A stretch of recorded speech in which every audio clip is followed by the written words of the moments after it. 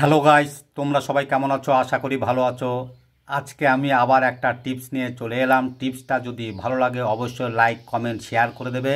Share করতে কিন্তু ভুলবে না। এমন কাউকে ভালোবেসো না যে তোমার অনুভূতি নিয়ে খেলা করে। ভালোবাসো এমন একজনকে যে তোমাকে ভালোবাসতে না পারলেও অত্যন্ত তোমার ভালোবাসাকে সম্মান করবে। সব না পেলেও যতটুকু পেয়েছো ততটুকুই বা কজনে পায়। এই চিন্তাধারা যাদের মধ্যে আছে, কষ্টের পৃথিবীতে তারাই সুখী মানুষ। ন্যায়ের পথে অনেক কাটা সইতে হবে জ্বালা, সূচের আঘাতে সহ্য করে ফুলগুলো মালা তৈরি হয়।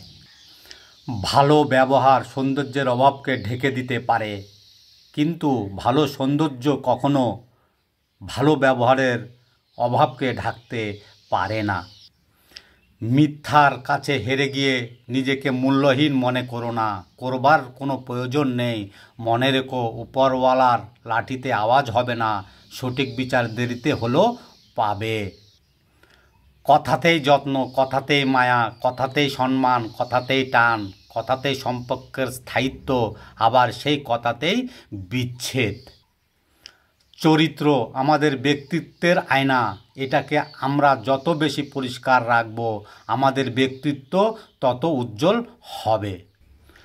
প্রিয় জিনিস বেশি দিন থাকে না, হয় বদলে যায়, নয়তো হারিয়ে যায়, আর নয়তো অন্য কারো হয়ে যায়।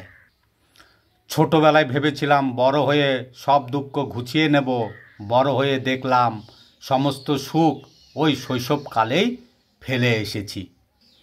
যাকে চোখ বন্ধ করে বিশ্বাস করবেন, যার প্রতি প্রচুর আশা রাখবেন, সেই মানুষটা এমনভাবে ঠকাবে জীবনও ভুলতে পারবেন না। সাহস হারিয়ে ফেলো না, কারণ পাহাড় থেকে বেরিয়ে আসা নদী রাস্তায় আজও পর্যন্ত কাউকে জিজ্ঞাসা করেনি সমুদ্র আর কত দূরে।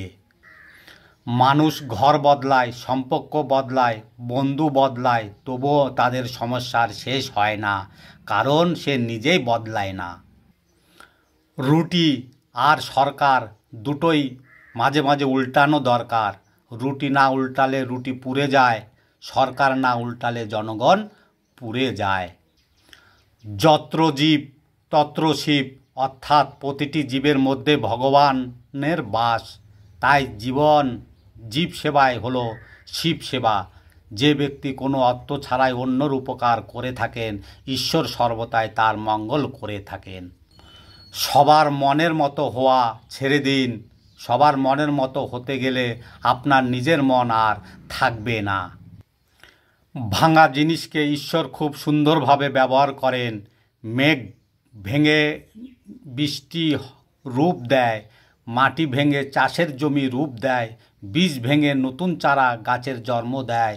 তাই কখনো কষ্ট বা কোনো সমস্যায় ভেঙে পড়লে বুঝে নিও, ঈশ্বর তোমাকে কোনো বড় কাজে ব্যবহার করতে চাইছে। ধৈর্য রাখুন, সুদিন আসবেই। অন্যর ক্ষতি করে কখনো নিজের ভালো থাকার প্রার্থনা ঈশ্বরের কাছে করো না। আর যদি অন্যর ভালো থাকার চিন্তা তুমি করো, তাহলে নিজের ভালো থাকার কথা তোমার চিন্তা করতে হবে না।